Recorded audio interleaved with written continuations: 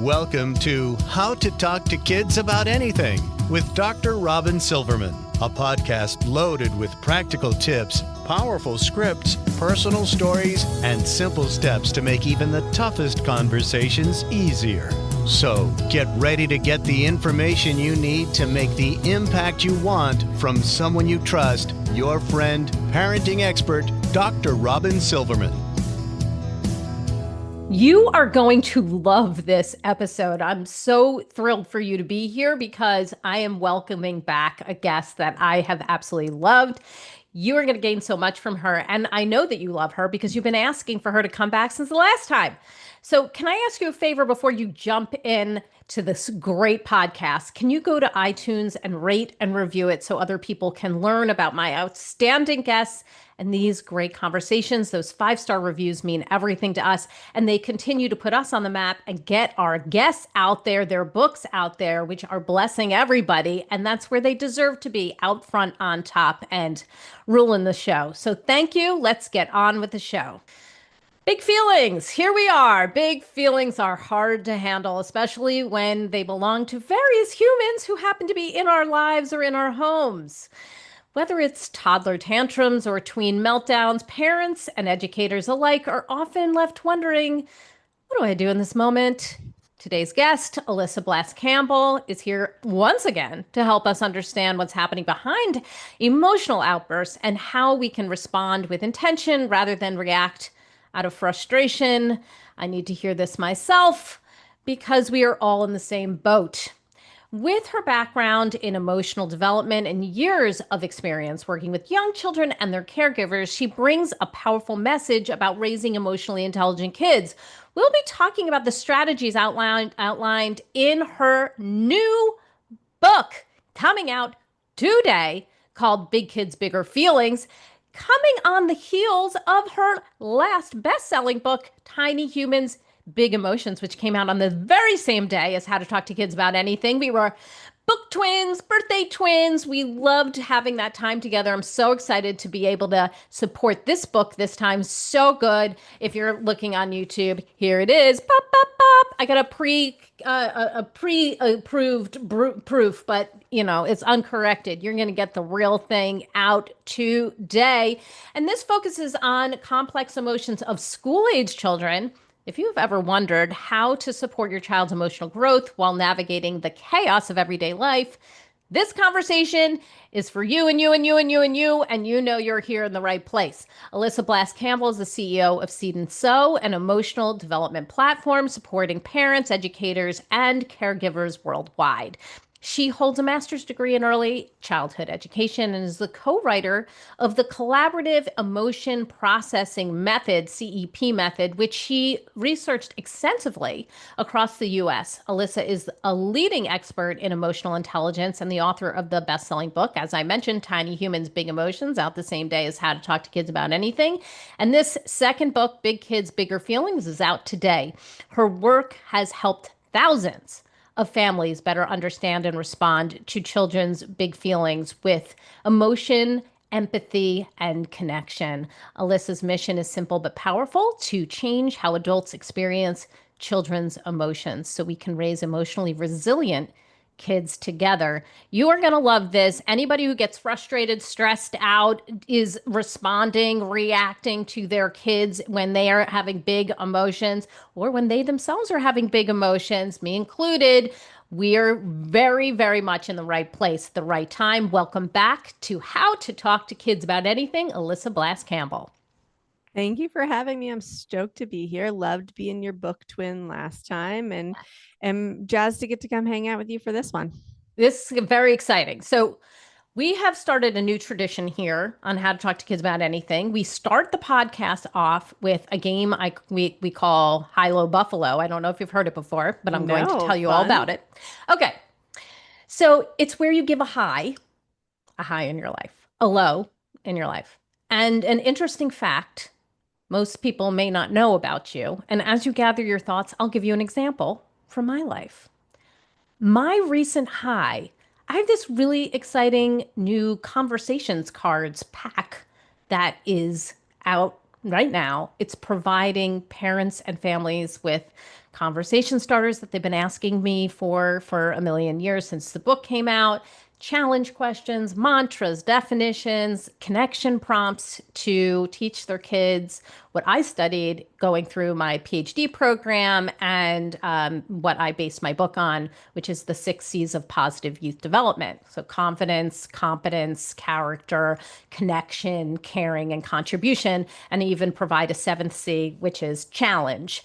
That it's providing a flow of exactly how to work on that area of development, whether it's mindset or accountability or self-regulation, dealing with mistakes, empathy, kindness, self-control, all the good stuff. So I'm super excited about this card pack that is available to you, anybody who's listening, on my website.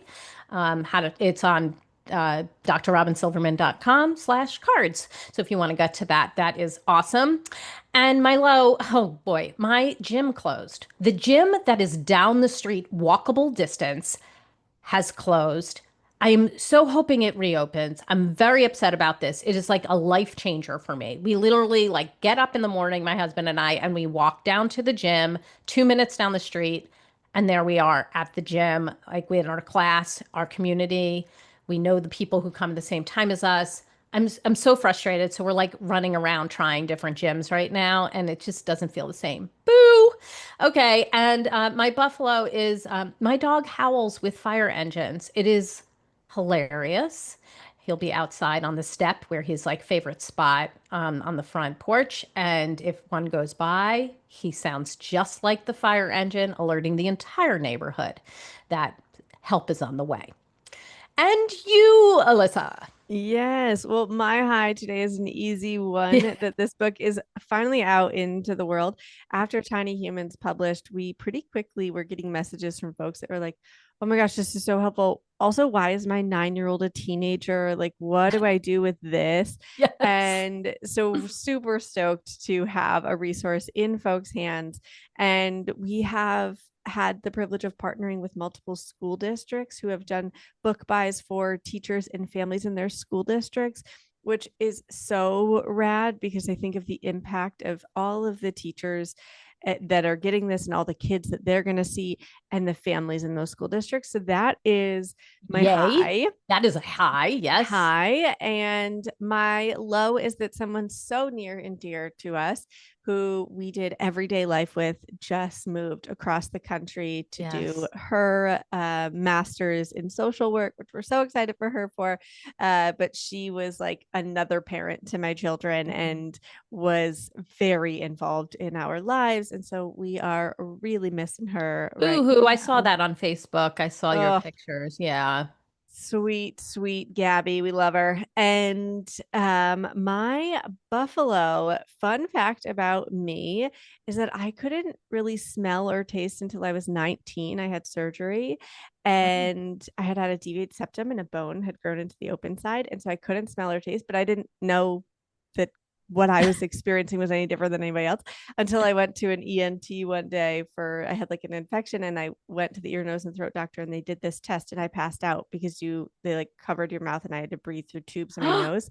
And I passed out because I couldn't breathe through my nose. Oh my goodness. And wound up having surgery and could start tasting and smelling a whole lot That must more. have been something for you. So wild. Did you find at that point, like, you've gained like a favorite food and like, or a least favorite food? Totally. So I had largely up until that point, I could taste bitter, sweet, sour, and spicy. And I couldn't taste like flavors of things. I did a lot of eating based on texture. So I like didn't like peanut butter because it just felt sticky, right? And like now I love like nut butters. Yeah. Throw me a nut butter. I love cottage cheese now. Before that was just lumpy and salty. And oh my gosh, what a weird texture to deal with. Yes, exactly. Yeah. I also fish. I've gotten into like fish, which I did not like because it was just a weird texture as well. Hey. So yeah, that is super interesting. Thank you for that, buffalo. About 20 years into smelling and tasting. We now know you better. I'm loving this. Okay. So your book, as I mentioned, Big Kids, Bigger Feelings, out today. When you introduce your book, you start with emotional intelligence. This makes sense. This is your wheelhouse. This is what you talk about a lot. You talk about the connection between self-awareness, self-regulation, and self-control. Can you help us understand how these three things connect to our emotions and how we can start to help kids work on these, develop these instead of just telling them, feel better, Yeah. come on, get over it. 100%. Well, I think so often what we want is self-control. We want kids and ourselves to choose our words, choose our actions, to choose our tone, our body language, that when they come in and they're like, oh, fine, that we want them to be able to say, hey, I'm having a hard time, or I've had a hard day today, or I don't like when you do that, instead of like, whatever, with the eye roll. And right, you know it You've been well. to my house. Okay. I've been to my house. And when we're looking at this, and we're looking at that self-control piece, what we know is that you need to have access to your whole brain to access self-control. You need to have access specifically to your prefrontal cortex. Mm-hmm. And we don't have access to that when we're in a dysregulated state. That part of our brain goes offline. And so in order to access self-control, we need to have skills for regulation. We need to be able to self-regulate. But the kicker is a lot of kids can tell us outside the moment what they should do or shouldn't do, what's right or what's wrong.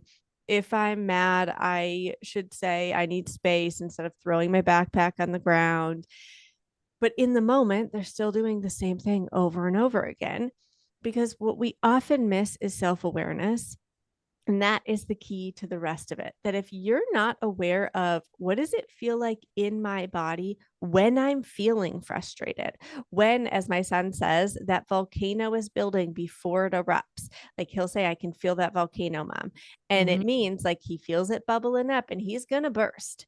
And that volcano means, okay, now I need to tap into tools for regulation. Now I need to access things to calm my body so I can get back to a place where I can choose my words, choose my actions, have access to all of my tools, or more of them at least. And so often we skip that part, that we have kids who they can't tell us, what does it feel like in your body when you're getting mad? What does it feel like in your body when you feel embarrassed, when you're Right. disappointed, when you're left out? And if they can't tell you that, they can't regulate in the moment to choose their words, choose their actions, choose their tone. Mm-hmm. And so often we got to go back to that beginning part of like, oh yeah, I noticed that when you are feeling frustrated, your voice gets loud and your shoulders go up to your ears and your voice starts going really fast. When you Mm-hmm. start to notice those things, that's a key that, oh, I'm frustrated. I need to take a pause. Mm-hmm. When I want to say more, I need to say less. Mm.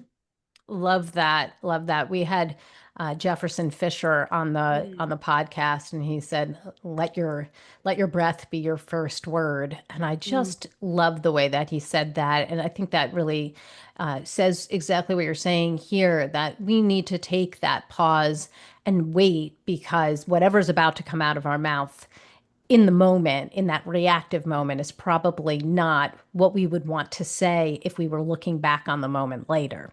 That's right. So it gives us perspective. So people often poo-poo the idea of self-care, another thing that you talk about, because we usually think of like bath bombs and facials, and we're like, I have no time for bath bombs and facials. They're lovely. We just have no time for that. But that is not the way you talk about self-care in this book. You talk about proactive self-care and reactive self-care as a tool to cope with big emotions. Can you tell us what you mean by that? Yes, absolutely. So when we're looking at self-care, I'm truly looking at how do you take care of yourself throughout the day. What's key here is that you have to understand how your unique nervous system works. That the way that I take care of myself is actually different than the way that my husband takes care of himself. Our nervous systems are very different. We recently were going on a vacation. We were going to be all together with the two kids for 10 days. And Mm, prior to this, we were like, all right, let's take the weekend before. And he had a day where I was like, do whatever you want for you. And I had a day where it was like, do whatever I want for me for chunks of the day. mhm. And his, like, whatever he wanted was going to a record store by himself with AirPods in, listening to what he wants to listen to, going to lunch by himself. He sat outside at a place by the river and just like chilled by himself.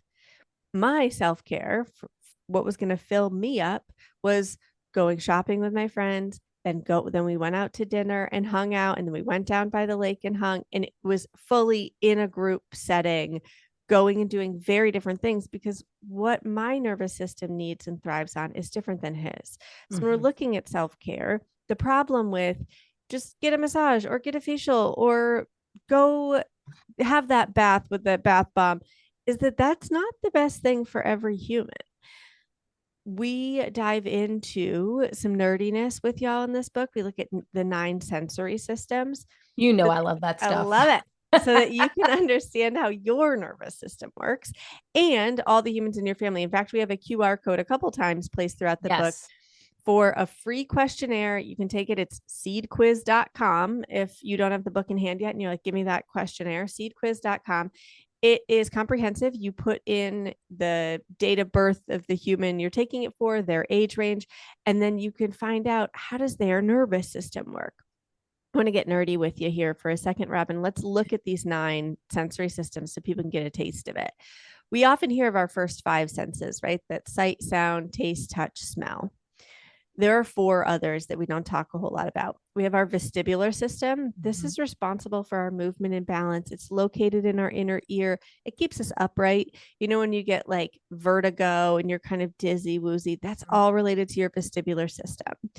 And for some of us, we're sensitive to vestibular input, like spinning or swinging or going upside down. We recently went to an amusement park with the kids, and oh my gosh, my son talked me into going on this ride with him. It was so vestibular. And he is a vestibular seeker, right? And so he's loving it. We're spinning, we're dipping upside down. We're like, oh, I got off and I was like, I am going to throw up. I am vestibular sensitive. And it also changes as you get older, Alyssa. It does. I was like fine for a while. And then my daughter asked me to get on this roller coaster at Hershey Park. I was sick for the remainder of the day. I had a headache. I could not deal with that roll. I was like, I used to love roller coasters. I couldn't deal with it anymore. It's true. Actually, it's a great point that there are 2 of these 9 that can change throughout life. Our vestibular system changes as we get older. And then the other one that can change is our neuroceptive sense. Neuroception is what I call our spidey sense. You know, when you like walk into the room and 2 people have been arguing, they've been in conflict, and they're not anymore, but you can feel it. You're like, oh, there's some awkward energy in here. That is your neuroceptive sense at work. It is reading the energy of the room. And really what it does is keep you safe. It's designed to say like, I was recently at a rest stop and I was standing there like getting ready to check out with some stuff. And I just like had that feeling of like somebody's looking at me or whatever, or around me. And I like turned and there was this human just like kind of a little too close in an uncomfortable way who was just like looking at me, and my daughter is in my arms. And it's that neuroceptive sense saying like something's off that you need to notice. That's the other sense that can change, because that can change with trauma, where your nervous system says, oh, the last time we put on this jacket and went outside, something hard happened or something bad happened. And so your neuroceptive sense says, ooh, that jacket, you're not safe. Don't put that on. So your neuroceptive sense is always looking for like, how do I keep you safe? And you know what's so funny, Alyssa, is like that one develops so early. You know, like we were at a party when my kid was 3 months old. Yeah. And, people wanted to hold her and And we put her in somebody's arms. That girl screamed. And it wasn't once, it was like 6 times. Now that could have been us feeding into that, of course, like her sensing us. And also could have been her sensing them or the energy or whatever it was, 100%. but she knew it. Yeah, we have it from birth, and it is so key because it does help keep us alive and keep us safe. And some people are neuroceptive sensitive where they are like high energy readers. These folks can really they can fall into like people pleasing because they want to shift the energy of the room. They're like, oh, I don't want it to be off because then I feel off. They can be codependent. We can start to see some of those patterns develop.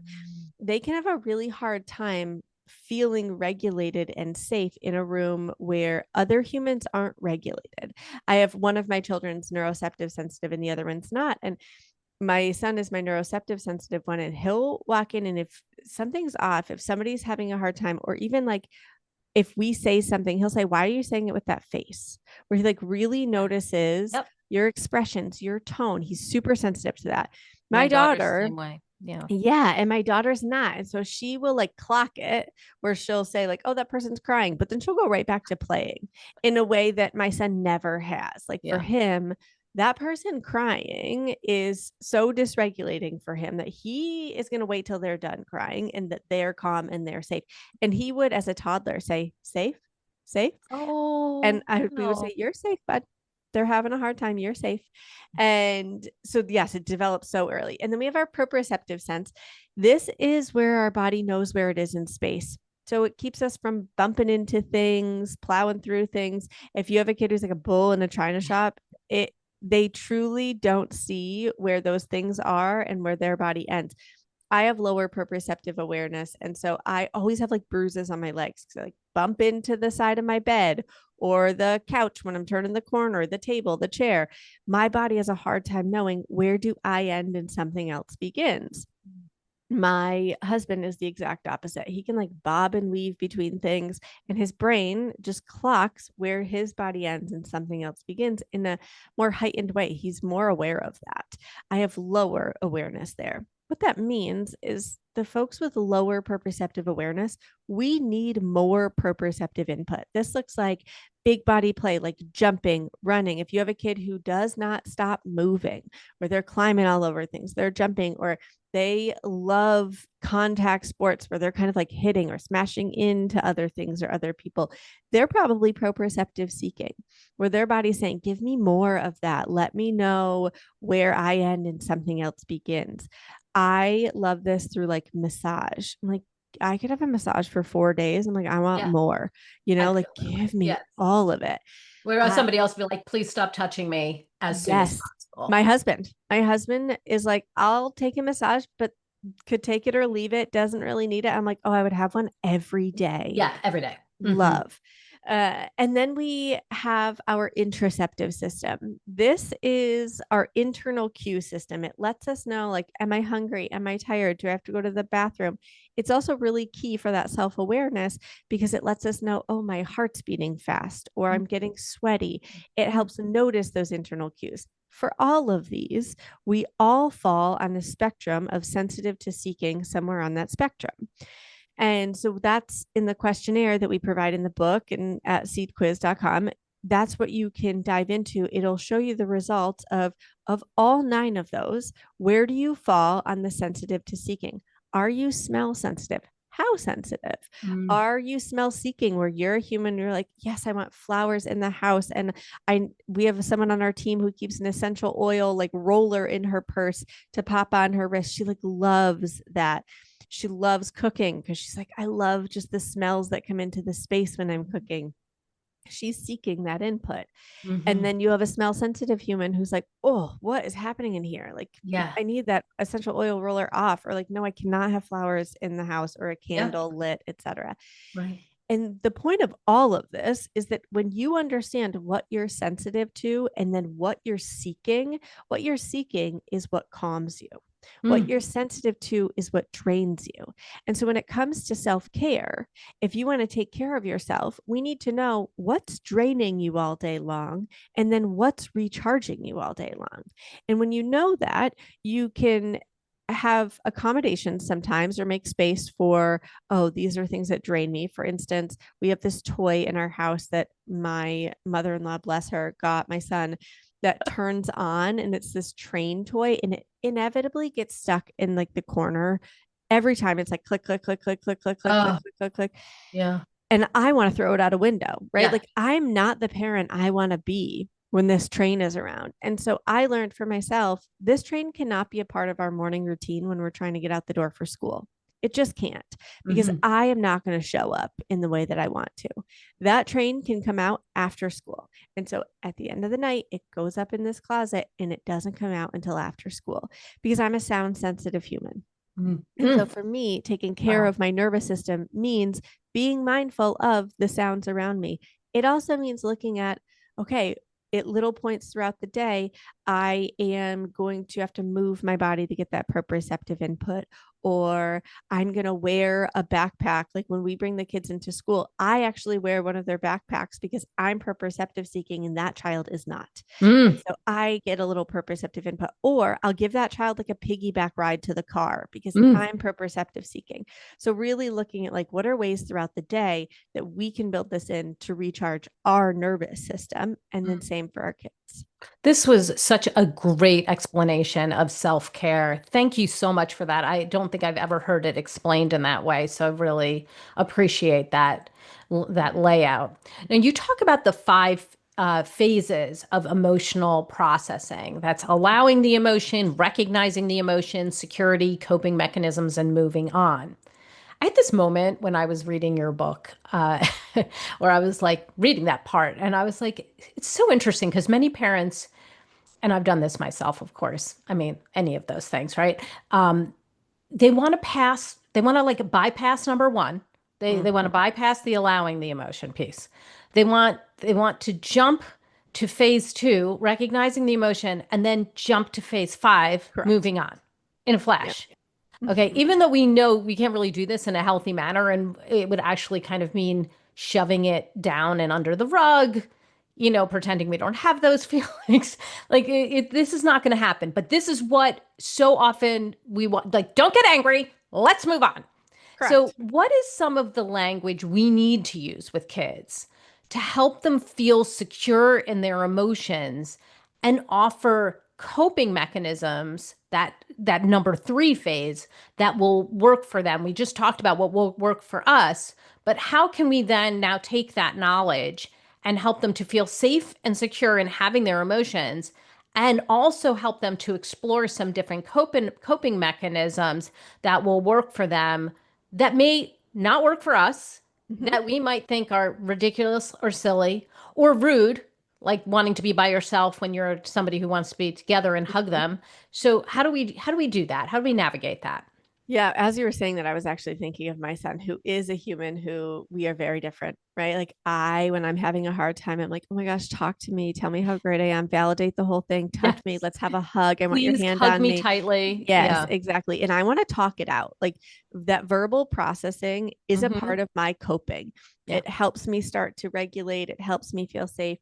And my husband and son are very different. In fact, early on in our relationship, at one point, I was in conflict with my husband. And he at one point got in the shower because I kept following him around the house talking, and he's trying to get space. He's trying to walk away. And I just keep following him, filling the silence. And he just got in the shower. He's like, Classic. how do I escape her? And I this, totally did that too. It would be it's I was a so, shower person. Yeah. it's so real. And I now look back and I'm like, oh, thankful for that, because it has taught me so much about my son, in that when my son is having a hard time, it presents as rude. He is Hmm. going to walk away from you. He's going to say nothing. He's going to go take space. He's going to be by himself. He's going to say, go away. He will go in a room and shut a door. He does not want you to touch him, to offer a hug, to talk about what's going on. He needs silence and space and safety. Yeah. And it is it takes everything inside of me just to allow him to have that. Mm. Right. Mm. And so when we're going through the 5 phases of emotion processing, allowing him to have a hard feeling, allowing always involves boundaries. So I won't let you hurt somebody's body. I won't let you scream in my face.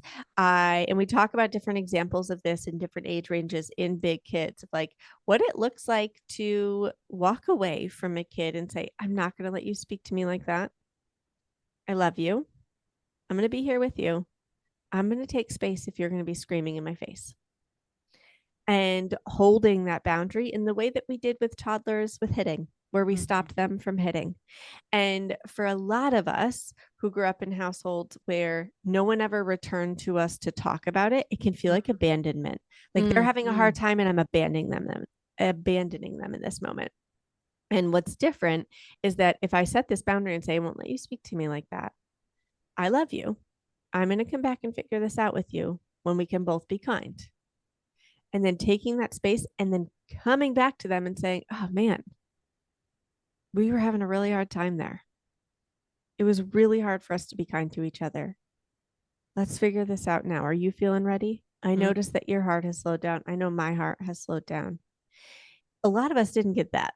We didn't get the human who came back to us to then acknowledge what had happened, navigate any repair, move through that problem solving. So we talk about different scenarios there. But when we validate the emotion, depends on your kid in that recognizing their feeling phase 2. Some kids, like my daughter, are like, yes, tell me everything, validate this whole thing, talk so much. And my son, I'm going to say as little as possible. You really want to have that. It's not a choice right now. Pause. It's like, you already said that, Mom. Move on. Correct. Yeah, I have one of those too. Yeah. Like, you said that once. I don't need to hear it again in Correct. 10 different ways. But you're right that then a lot of folks want to skip over phase 3. Phase 3 is Right? so huge.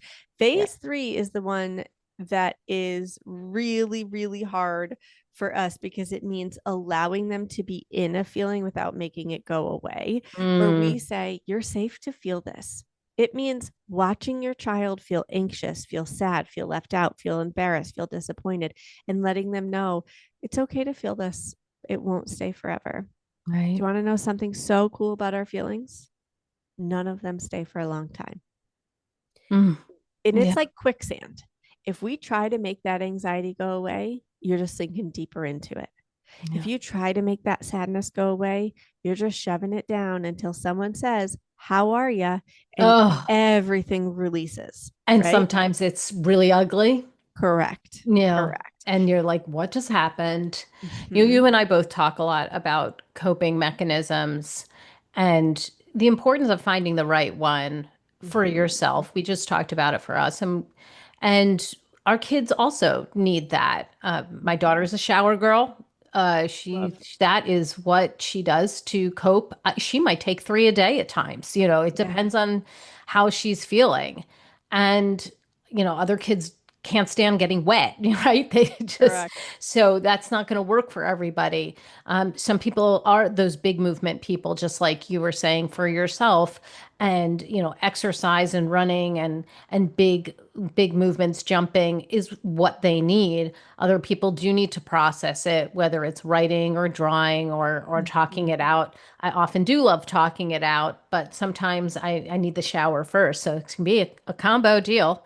And, so, is it a calming or a sensory need that they need for coping, that swaddled blanket, and the warmth of the heating pad. My son loves that, so you have to figure out what works for your child. And you and I both say this, but you really want your child to try to work on some of these when they don't need it, because you're what do you need while your child is, at the brink of letting the volcano go, or as we talk about, going up Anger Mountain? It's not the time to then be starting to introduce, would you like to do some jumping jacks? I mean, you'll get jumping jacks right into your face at that point. Correct. So how can we then work on some of these coping mechanisms outside of the time that they need them so that they can rely on them when they do need them? You're absolutely right, Robyn, that we don't build new tools in the moment. We tap into the tools we have in the moment. And so outside of that moment's when you're building those, you're not going to show up to a marathon never having run before. You're going to practice. You're going to put those miles in ahead of time so that when you show up to that marathon, your body's like, okay, I can do this. I know what to tap into. When we're looking at coping, what we're really looking at is teaching kids how their brains and bodies work. We talk a lot about this in our household, and you can take that questionnaire for any age. So you can take it for your kiddos too, and it'll help you. I love taking it with kids. We use this questionnaire in school systems, and what we're doing is having folks go through the answers, sometimes the questions, but always the answers with the kids to show them, oh, yeah, your body is sensitive to sound. That makes sense that when the bell rings at school, it feels really overwhelming. Or when we're headed off to lunch and everyone's chatting and getting ready to head out to lunch, you feel overwhelmed. That makes sense. And then here is what helps you calm. These are things that your body seems to be really regulated by, and using those words and talking to them about how their brain and body works so that then they have that in their arsenal. They're never too young to start to use these words. And when we talk to them about it, then we can say, oh man, you know what I noticed? I noticed that when you are working hard to figure out your homework after school and you've had a long day, you're so frustrated that you've been throwing your pen, you've been storming off. I want to help you figure this out. I noticed that your body seems to want to like spin. You know, when we were at Nana's house the other day and you were in that chair and you were just kind of Oh, yeah. spinning in it, and we just bring that up and we say, oh yeah, your body spins because it helps you feel calm. Maybe we should try doing your homework in a chair that can spin. Let's see if that helps when you're feeling frustrated, if you can spin. And so, really bringing that sensory regulation in to give them the most capacity they can have for things like frustration tolerance. The goal isn't that they don't have these hard feelings, it's that they have the capacity to navigate them. And if they're at the end of their rope and they have nothing left to give, then they're not going to be able to navigate that frustration or disappointment or overwhelm of not being able to figure their homework out, or of their sibling being in their space and in their face. We want to increase that capacity, and we talk to them about that outside the moment, and then we can bring it into the moment when they're having a hard time. So smart to do that. In the chapter 1 of my book, which is all on emotional intelligence and how to talk to kids about emotions, I talk about Wendy Young was on, and she was talking about having a kit. You know, I called it a combat calm down kit. I don't remember what she called it. A mad box. She called it the mad box, so that you have it close by, because once you can then, you know, your child responds to calm music. You don't want to be fumbling for what to find. You want that right then and there. Or they like to color, or they like to drum, or what is the thing? They need a silent space. So, you know, we put a little teepee in the corner where they could just go in and shut everything out. That can allow your child something right off the bat. And I've when I've been counseling schools or after school programs, I say you can do the same thing outside. Like they can bring it with them. Like a lot of these things are tools they can have in the car, they can have with them. Yep. Or you can have a space, and you see like some schools do have a space for kids to be able to have a sensory experience, but that's not always what works for kids. So sometimes, you know, people will have the kids walk around the school. You know, take the paper from my office to the head office. It doesn't have anything necessary on it, but this kid needs to go for a walk because that's one of the things that works for them. So Yep. this travels. This information you're providing here travels, and I just really super appreciate it. One of the things you and I talked about right before we got on was like our kids showing the mirror to us. Oh, yeah. My daughter is like legendary. Like Yeah. she, you know, I loved your story about how you had your mirror shown to you. You wanted your child to show patience, and while at the same time not showing patience to your son while he was trying to put on his shoes, and you shouted, "You never wait for me." I was like, "Oh my God, we have all been there." My daughter has walked up to me, like held my arms and been like, "You need to take a breath." I was like, "Holy crap." Like really, Yep. you know, and she'll breathe with me. And I was like, "Who's the parent here?" Yeah. But like, you know, She's a this is when co-regulator. right. Oh, I mean, she is good at that, and she's always been a good at that kind of thing. Well, and She's she's your shown, neuroceptive sensitive human, right? So yeah, she's your energy reader. yes, she's the one who cried very loudly at three Yeah. months old when we put her in somebody's arms. Yeah. That you know, yeah. So you know it right away. Um, it's hard when that mirror is shown to you. So hard. She's absolutely said, "You walked away from the table when you got frustrated, and you don't want me to do that now." And I was like, "Yep, there it is, there it is." You know, Mhm. and you have to take that in.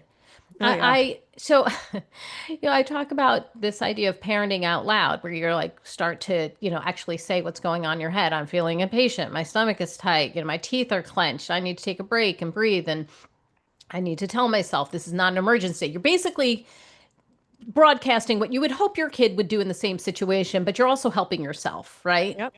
What techniques do you want parents to use in that moment, that crucial moment when they are about to lose it? It's not like they can go off and have a massage. So, Totally. what do you want them to do in the moment when they're about to lose it and they do want to have to model Yeah. positive coping mechanisms, but sometimes it's hard to access. No, for sure. Because life happens. Life happens. We're I human. 100%. So first of all, to know that like you're never gonna do this all the time, and that's so fine. In fact, it's necessary for repair to show them what it looks like to make the mistake and then have accountability for Oh, your good. I've parents got and all that in the jazz. bag, Alyssa. Thank you. You're welcome. But also in terms of what to do in the moment, that we talked about self-awareness in terms of self-awareness, self-reg, self-control. The same is true for us as adults, that we need to have access to self-awareness in order to have our breath be our first word. I love that from Jefferson Fisher. So And good. in order to access that, you need to have self-awareness. Otherwise, you're like, yeah, sounds great. Can't stop myself, right? Like afterwards, I see that I've exploded. Yeah. But so you've got to build your own self awareness first. The way that I started to do this was I set a series of alarms for myself: 9:12, 10:18, 11:24. And when they would go off, I would just notice what's happening and I would say it Ooh. out loud. So, like in front of my kids, anywhere, I would just say, oh, yeah, no, my heart's slow. Like my shoulders are down. I feel pretty calm. Or, oh, man, my heart is racing. I feel really overwhelmed right now. We're trying to get out the door. I feel stressed about not getting to that meeting. I just got to slow my heart down for a minute and just notice what's happening, say it, do it, move on. It's like 30 seconds max where I just would go through it. And what happens is you're training your brain to start to notice what's happening for you. It's like trying to build those tools in the moment. It's not going to happen. We got to practice it outside those hard moments. So I practice those a bunch. And then what happens is in those hard moments, you start to notice, oh, I'm going to blow before you blow. And that's when you're not going to say it in this like calm, regulated tone. You're not going to be like, oh, guys, I'm feeling overwhelmed. I need to take a break. Like, no, that's not real life. It's not going to happen because you're so frustrated. Yes, Yeah. and you're human, and that is bonkers. And their nervous system would be like, "What is happening? I feel your crazy energy." I mean, meanwhile, and I they're like hear your calm tone. screaming, or Yes. they're like, it's not like it stops, like No. when they're still arguing, they're No. still doing the thing. Exactly. It also sends a weird message of like, why is your tone so calm, but everything about you is not? So letting yourself, exactly, letting yourself have that tone. It's like, wow, I am really overwhelmed. Or I'm so frustrated right now. I need to calm my body before I can help you. Or I'm going to separate you two to keep you safe while I calm down. And then that's it. Just stating whatever you can in the moment that acknowledges what's happening for you. And the key is that you are responsible for calming yourself down. It is not, you guys need to get it together. You need to stop bickering. You're making me crazy. Correct. You're doing this. Yeah. Correct. It is, I'm feeling this. I'm going to calm myself down and then I'm going to help you. Oh, I love the boundary that you provide there too. I'm going to separate you. I'm going to take this space because that boundary is all about what we're doing, right? Correct. Not it doesn't like involve them doing anything. You've got to do this. You've got to stop doing this. You've got to, you've got to separate yourself. You've got to share. Yep. I'm going to take this truck and put it up here. I am going to go to my room. I am going to separate the two of you. And I am going to stop answering you in the car for a minute because my brain needs a break, right? When we think of times where you can't walk away, you can't do anything, you're driving in the car, they are driving each other nuts. This is my question number 7. Thank you. Yeah. Oh, you're welcome. I know you jumped. And really just saying like, I am not taking questions right now. I'm going to put on music that I'm going to listen to calm my body. I'm going to help you as soon as I can. So if they're arguing actively, you Mhm. can't get away from it in the car, which is Nope. what my question is. Or they're at the dinner table. Everybody has to eat. Mhm. And it's happening as a pattern. And it's not about how they're interacting with you, but clearly they want your attention, right? Sure. They may throw in a mom, she's doing this, mom, Yep. she's doing Totally. that, he's doing this. So when they're arguing the backseat of the car, you still have to get there, or they're sitting at the dinner table once again and they're arguing. Mhm. So the and they're not if they're not involving you, so it's not a I'm going to stop taking questions. What is the statement that you're saying? Because Yeah. they're going at it. Yeah. So as long as they are physically safe, Mm-hmm. what's key is that you calm yourself first, right? So for me as a sound sensitive human, when you are sound sensitive, if you're in control of the sound, it's regulating. If you're not in control of the sound, it's dysregulating. So Right. them screaming at each other in the background is going to escalate my nervous system. If I want to tap into them in a regulated manner, I'm going to say, I'm going to pop on a podcast or I'm going to pop up on a song. And even if they're saying they hate it and they're screaming about it, I'm going to do it to calm myself because Mm. they're already dysregulated and what they need is a calm adult. And so I'm going to calm myself. I'm going to say, yep, we're going to do one song and then I'm going to be there with you. And I am going to sing or I am going to like be in my space so that then I can turn to them and say, man, you both are coming out of the school day and you're both fried. You both want my attention and you're driving each other crazy. We're going to figure out how to make this work. Right now, Sage, it's my son, here's what you can do. Mila, here's what you can do. And we're going to see if that works. Really, what we're going to do though is outside of this moment, if this is a trend, I just worked with a family on this at a school that we work at, where every day they're picking up 3 kids from school. The drive home is a disaster. And so we created a family plan outside the moment. Mom sat down with them and said, hey, when we are coming home from school, it's bonkers right now. Mm. I want to figure out with y'all what's going to be helpful because what we're doing right now isn't working. And went through each kid. Hey, when you're coming out of school, your body usually wants quiet. And I notice that your sister keeps talking to you in the car. Seems like that's driving you nuts. Your sister needs connection. She needs somebody to talk to or something to do to talk about her day. And then your brother is really trying to connect with you as well. And then that's driving your sister and you nuts at the same time. So let's look at this and figure out how can everyone get what they need in our 20-minute drive home from school. Mm. And they created a plan. And the bigger kid, normally they don't have like screens or anything like that in the car. The oldest one, who's the sensory sensitive one, who's like fried, Mhm. he is bringing his headphones and he's listening to something on his own. So he can listen to, they have a Yodo in their house, but he can listen to a podcast. He can listen to music. He's using a device where he pops in headphones. He's now not available to anybody else. He's just listening. We created a system where the daughter, who is really connection seeking, when she comes into the car, once that big kid's headphones are on, she has 2 minutes to just offload her day to mom. Tell me about it. What's going on? I saw this thing happening with Marissa when you were leaving school, or your face looked like you were feeling frustrated about something. What happened today at school? And the little guy, he really loves like manipulatives. So they have a few different things that he can use. He has like a little small pack of Lego in the car. He has some different things that he can kind of manipulate. And he can listen in, he can ask questions as she's talking, but he has something to do with his hands. And then after she shares, he gets an opportunity to ask any questions or to share something. And so they have this system set up, but it took outside the moment Mm. creating that plan.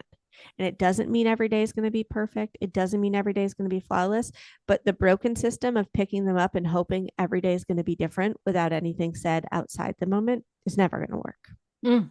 What a beautiful way of dealing with this problem. Thank you so much for that. Yeah. I know we're coming at the last minute, so give us your 10-second, 20-second top tip. What do you hope people Mm. walk away with from your book or from this podcast that you absolutely want them to do? The thing we get the most questions about in this time period is really around like disrespect and defiance, Mm-hmm. where your kid is now looking at who they are and what their identity is outside of just the home, outside of just who am I at home.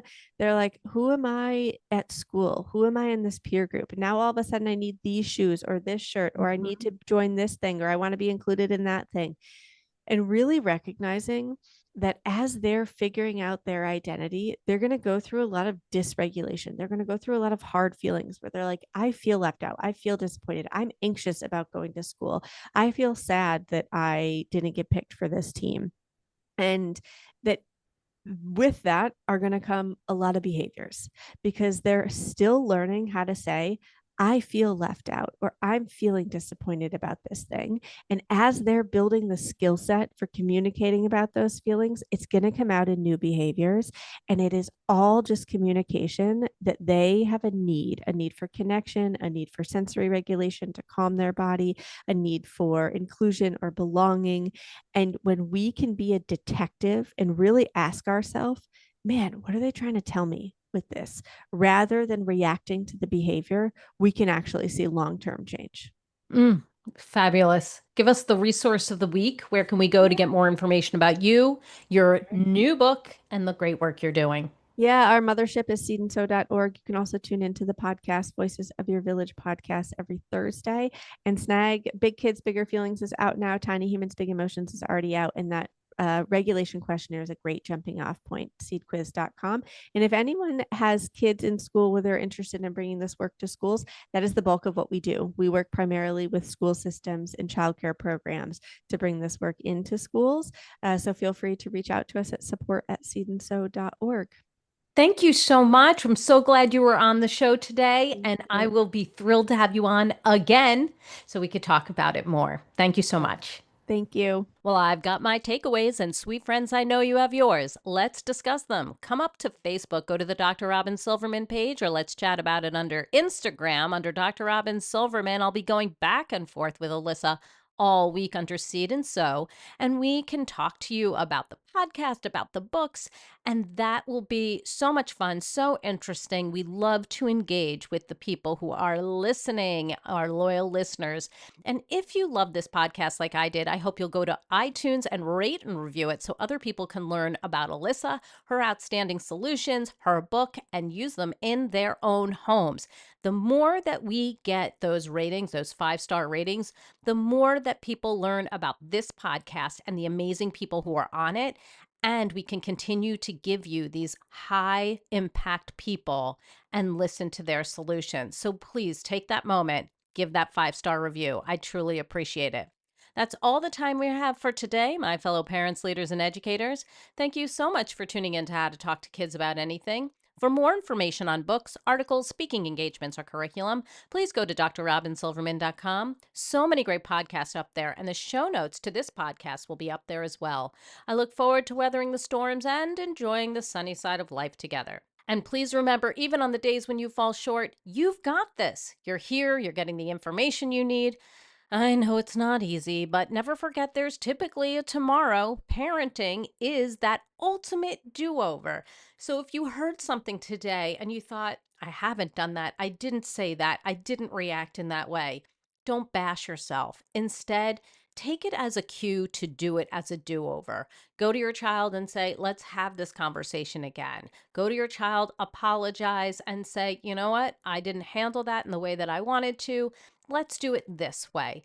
Try again. It will mean so much. I see you and I'm right there with you. And as there are moments when we doubt our know-how, our choices, and our sweet, sweet sanity, please know you are 10 times the parent you think you are.